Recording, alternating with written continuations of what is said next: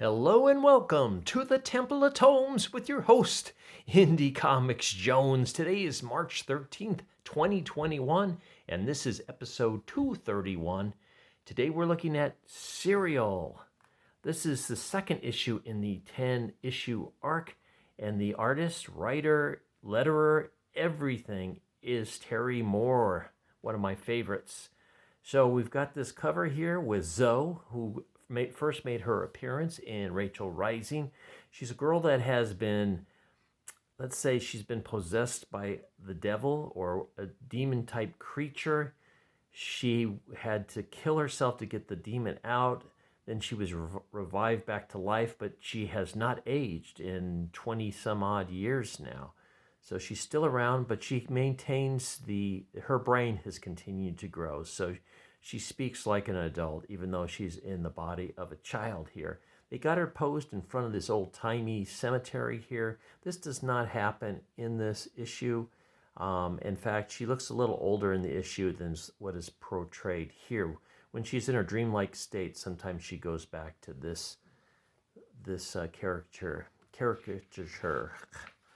Okay.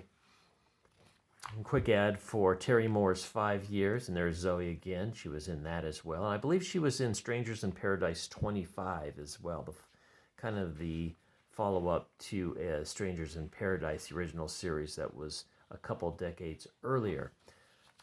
Now we pick up where the police are talking to the wife of the man that was killed by a serial killer in the first issue. They're questioning her. They're very suspicious of her. And Zoe, she had called Zoe to come by because they were actually grade school friends. Of course, this woman has continued to age, where Zoe is kind of in the same state she's been in since she first passed away and was revived. So the wife is now 32. Zoe's about 10 or 12, somewhere in there. So it's been about 20 years, but they've kept in contact. So Zoe is able to get the police out of the house to help her friend out, who's very, very, very sad about the whole thing. She's not thinking straight or anything. She had the police searching her place without a warrant. So Zoe's chased him away. The friend is asking, can you make me some coffee? That would be great. So she helps her to her bed to lay down. She waits. She brews a cup of coffee, brings it to her, and drops it. And she finds out that her friend, while she's been making the coffee, someone crept through the window and slashed the woman's throat open with a pizza cutter. It doesn't make Zoe happy because she is pretty sharp cookie and kind of knows her way around blades herself. So she goes out, checks the window. She sees footprints. She follows the footprints. She's one smart cookie. She sees that there was a car parked there because of the water vapor that has dripped out of the exhaust pipe. And she checks across the street. And she's checking, actually, there's a footprint. Someone, I guess the person walked in the dirt, and she sees that it's an older person. I guess you can assume that it is also a woman because of the style of shoe, perhaps. She looks across the street. She sees there's a house there, and the house has one of those ring systems that has always got a picture going. So she goes across the house and talks to the neighbor. The neighbor says, "Yeah, I do have that. We can look it up." So they look it up, and she is able to capture an image of the woman to check out. So Zoe just leaves. I don't think she calls the police or anything. She just leaves her friend dead in the bed, and she starts her own kind of, what do you want to say, investigation. She goes back to the spot where they found the body of her friend's husband and starts looking for clues there. And they show her looking at her phone. She got an image copy of the perp. So she goes out and she's looking around, checking everything out. And this starts raining, of course, which is probably going to wash away more clues. Meanwhile, we go back to the original murderess. If you remember, she was in costume, and she was she was in disguise, I should say. and was working at a fast food chain where the assistant manager was making the moves on her. She tricked him to go out to that lover's leap, acting all innocent and everything, and then pushed him over. So now she's actually a glass blower. I guess that's either her hobby or her job. I'm not quite sure.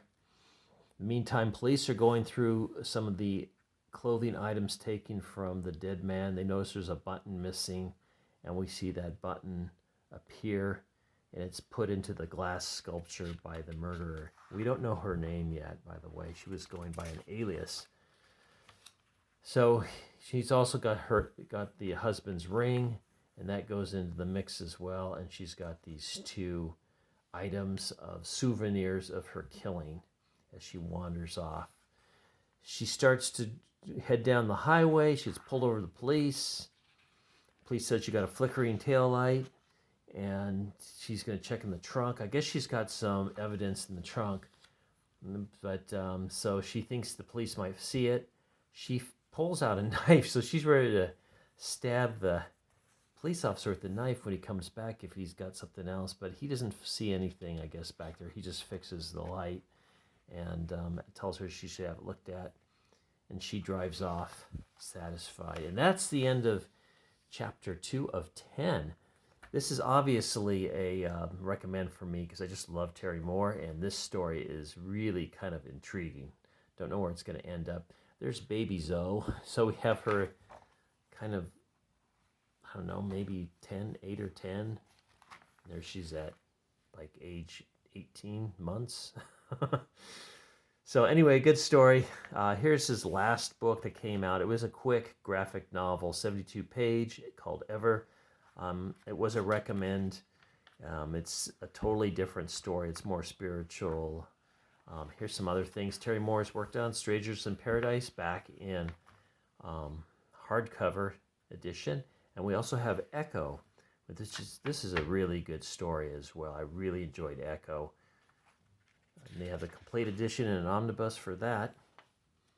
How to Draw, he's got an expanded edition. I have the original one, but this is the expanded one, Lessons for the Serious Comic Artist. And he's got on his YouTube, he's got some lessons, so you might want to take a look at that if you are a draw. And then we have Motor Girl, which was kind of a fun series of comics, 10 issues in all. Little what do they call it? PST?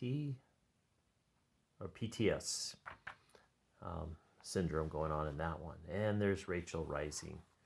The one that, the story that brought me to Terry Moore. So I've got all those in trade paperback. Recommend. Thanks for stopping by and listening to my review. As always, please please subscribe if you haven't, and please leave comments. And we'll see you next time at the Temple of Tomes. As always, this is Indie Comics Jones bidding you adieu.